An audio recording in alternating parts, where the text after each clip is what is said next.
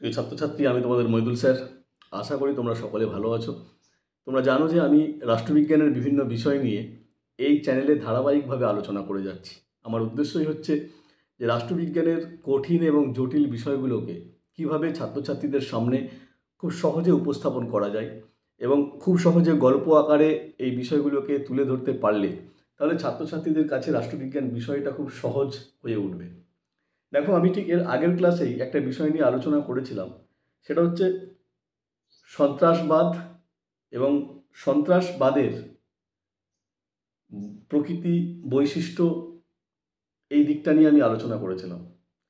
সন্ত্রাসবাদের শুরু হচ্ছে, সন্ত্রাসবাদ কাকে বলে সেটা বলছি, সন্ত্রাসবাদের প্রকৃতি বৈশিষ্ট্য নিয়ে আলোচনা করছি।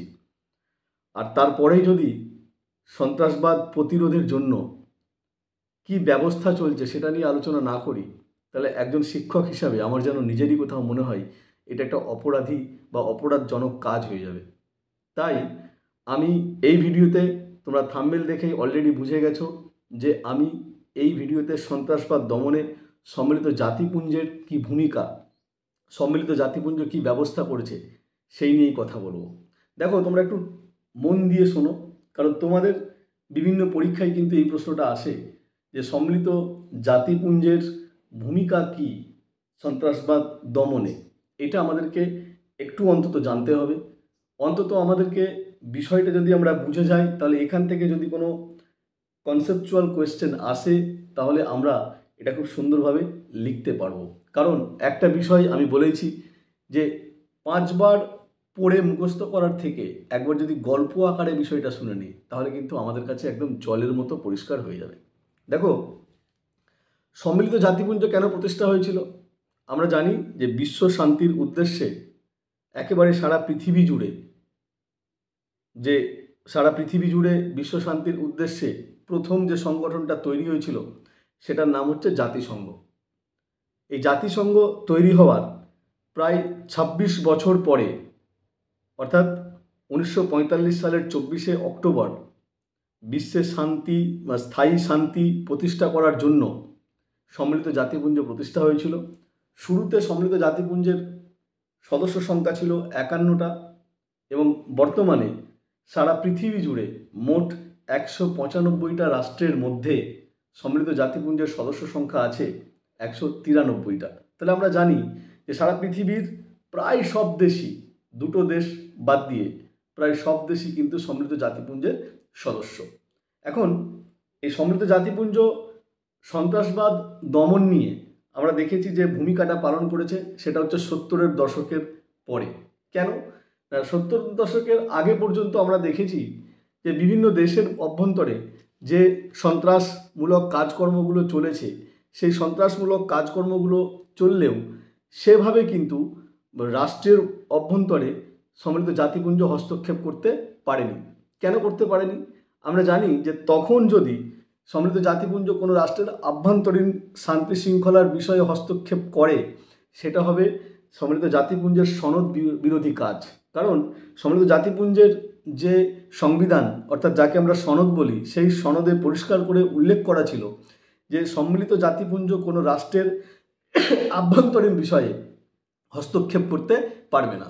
এখন বিষয়টা হলো, যখন সারা বিশ্ব জুড়ে সন্ত্রাসবাদ একটা চরম আকার ধারণ করছে, তখন পশ্চিম জার্মানি তারা সম্মিলিত জাতিপুঞ্জকে বিষয়টা নিয়ে ভাবাতে শুরু করলো যে দেখুন, এই সন্ত্রাসবাদ বিষয়টা এখন আর কোনো একটা রাষ্ট্রের আভ্যন্তরীণ ব্যাপার নয়, সারা বিশ্ব জুড়ে বিশ্বায়নের ফলে, বিশেষ করে সম্মিলিত জাতিপুঞ্জর যদি ভূমিকা না নেয়, মানে সারা বিশ্ব জুড়ে দেখা যাচ্ছে যে বিশ্বায়নের ফলে সন্ত্রাসবাদ ব্যাপারটা বিভিন্ন দেশের সীমারেখা পেরিয়েও অন্য দেশে প্রবেশ করছে। অর্থাৎ সন্ত্রাসবাদী ক্রিয়াকলাপটা কোনো একটা দেশের আভ্যন্তরের ম্যাটার আর নেই, এটা একটা বিশ্বজনীন ম্যাটার এবং সারা পৃথিবীকেই ব্যতিব্যস্ত করে রেখেছে সন্ত্রাসবাদ।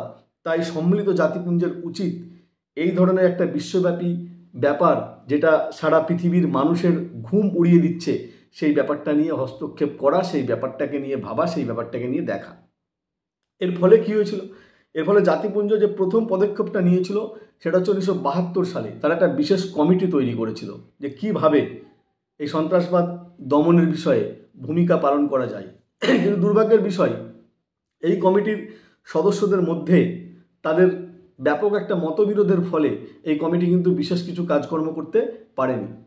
তারপরেই আমরা দেখেছি 1973 সালে মার্কিন যুক্তরাষ্ট্রের নিউ ইয়র্ক শহরে জাতিপুঞ্জের একটা কনভেনশন অনুষ্ঠিত হয় এবং এই কনভেনশনে পরিষ্কার করে উল্লেখ করা হয় যে কোনো দেশের গুরুত্বপূর্ণ ব্যক্তিরা যদি সন্ত্রাসবাদের শিকার হয় তাহলে সেই বিষয়টি কিভাবে ব্যবস্থা নেওয়া যাবে সেই বিষয়ে এখানে আলোচনা করা হয়।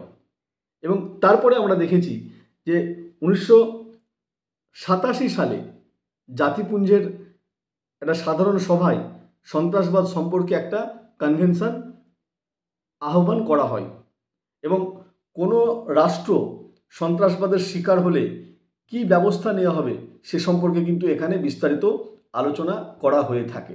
এবং তারপরে প্রায় 1 দশক পরে আমরা দেখেছি যে জাতিপুঞ্জের উদ্যোগে আরও একটি কনভেনশন ডাকা হয় এবং সেই কনভেনশনের লক্ষ্য ছিল যে সন্ত্রাসবাদীরা তারা তো কোনো না কোনো একটা দেশে কোনো না কোনো একটা রাষ্ট্রে থেকে তাদের রসদ সংগ্রহ করছে, তারা কোনো না কোনো একটা রাষ্ট্রে থেকেই তো তারা জঙ্গি নিয়োগ করছে, যাদেরকে তারা সন্ত্রাসবাদীরা যাদেরকে জঙ্গি হিসাবে নিয়োগ করছে তারা তো কোনো না কোনো রাষ্ট্রেরই সদস্য, তাদেরকে তো কোথাও না কোথাও প্রশিক্ষণ দেওয়া হচ্ছে।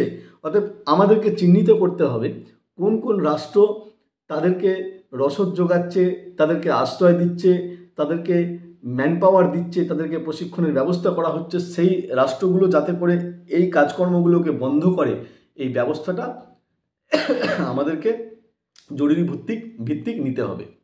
এবং তারপরে আমরা দেখেছি যে 1992 সালে তদানীন্তন সম্মিলিত জাতিপুঞ্জের মহাসচিব,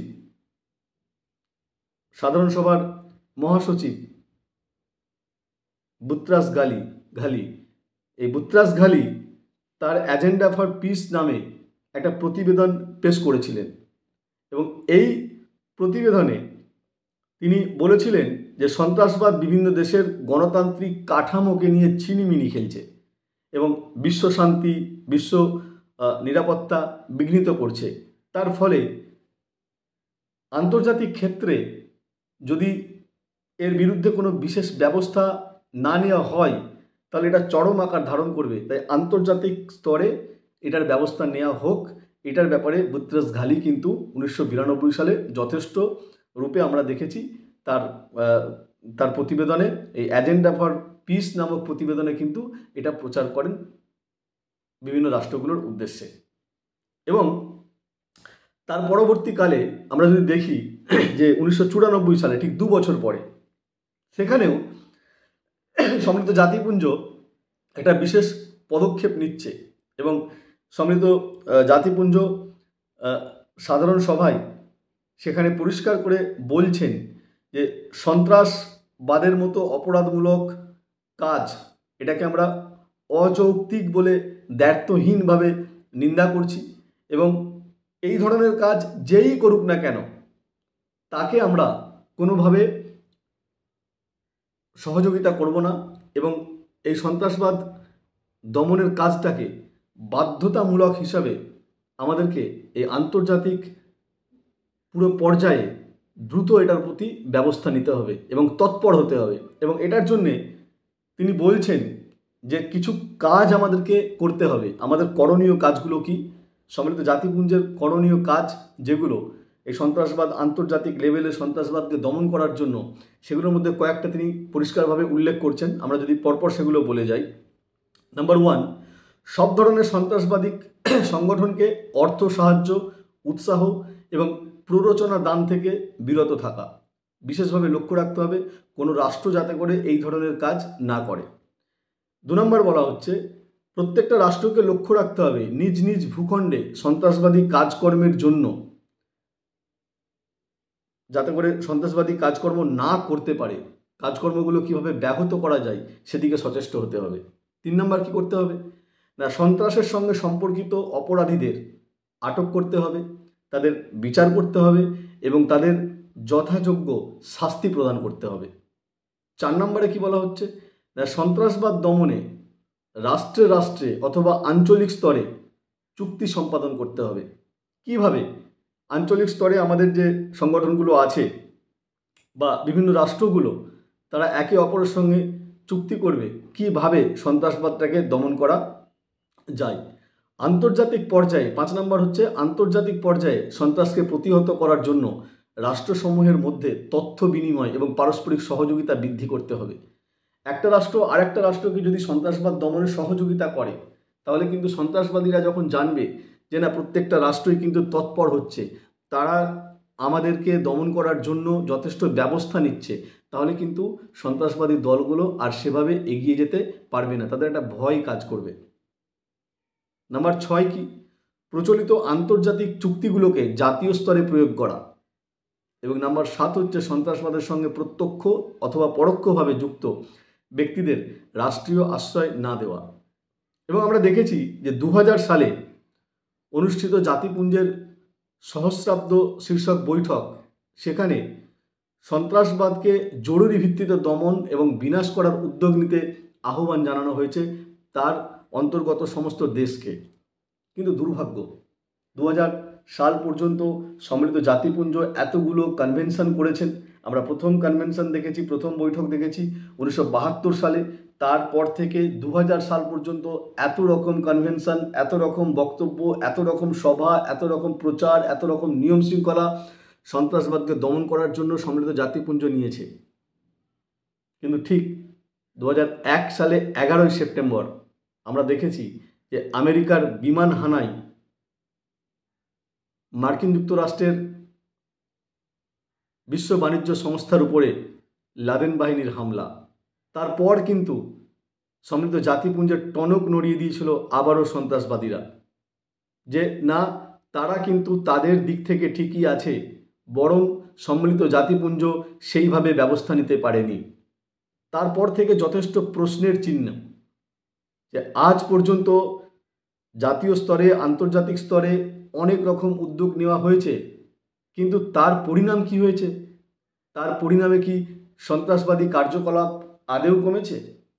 বাস্তবে যদি আমরা দেখি, তাহলে দেখব যে না, সন্ত্রাসবাদী কার্যকলাপ কিন্তু সেইভাবে কমেনি, বরং যথেষ্ট প্রশ্নচিহ্ন রয়েছে যে সন্ত্রাসবাদী কার্যকলাপ আদৌ কমেছে কি না। তবে হ্যাঁ, এটা বলতে পারি যে সন্ত্রাসবাদ মানবতার বিরোধী, এবং এই সন্ত্রাসবাদকে সামলানোর জন্য যখন কোনো একটি রাষ্ট্র, কোনো একটি দেশ পাল্টা আক্রমণ করতে যায়, তার ফলে কি হয়? অর্থাৎ সন্ত্রাসবাদের ফলে আক্রমণ, প্রতি আক্রমণ যখন করতে যায়, তখন কি হয়? বরং অনেক বেশি পরিমাণে মানবতার অবমাননা হয়, যার ফলে রাষ্ট্রগুলো চাইলেও সেই সন্ত্রাসবাদের মোকাবিলা করতে পারে না। সন্ত্রাসবাদের মোকাবিলার সবথেকে যেটা বড় সমস্যা হচ্ছে রাষ্ট্রগুলোর মধ্যে আন্তরিকতার অভাব। এবার এই ব্যাপারে যদি সমস্ত দেশগুলো সমানভাবে তৎপর হতো, আন্তরিক হতো, তাহলে কিন্তু অনেক বেশি সন্ত্রাসবাদ মোকাবেলায় বিষয়টা কার্যকর হতো। আসলে আমরা দেখি, যখন কোনো দেশ সন্ত্রাসবাদের কবলে পড়ে, তখন অন্য দেশগুলো কথার কথা না বললে নয়, কিছু স্তোদ বাক্য বলেই থেমে থাকে। আবার আমরা এটাও দেখেছি যে সারা পৃথিবী জুড়ে কোনো একটা দেশের সন্ত্রাসবাদী কার্যকলাপ যাতে করে ঘটে, তার জন্য তার শত্রু দেশগুলো সন্ত্রাসবাদী সংগঠনগুলোকে ব্যাপকভাবে সহযোগিতা করছে, কখনো আর্থিকভাবে, কখনো শেল্টার দিয়ে, কখনো বা অস্ত্রশস্ত্র দিয়ে, কখনো বা ট্রেনিং করিয়ে। অতএব যতক্ষণ না রাষ্ট্রগুলো নিজের থেকে আন্তরিকভাবে একে অপরকে সহযোগিতার মধ্য দিয়ে সন্ত্রাসবাদ দমনে কাঁধে কাঁধ মিলিয়ে পথে নামতে না পারছে, ততক্ষণ কিন্তু সন্ত্রাসবাদের মতো জঘন্য অপরাধীমূলক কাজকর্মকে কোনোভাবেই থামানো যাবে না। তাই আমরা পলিটিক্যাল সায়েন্সের ছাত্র হিসেবে রাষ্ট্রগুলোর কাছে আবেদন করব, আপনাদের ছোট ছোট নিজের স্বার্থে সন্ত্রাসবাদী কার্যকলাপকে কোনোভাবেই প্রশ্রয় দেবেন না।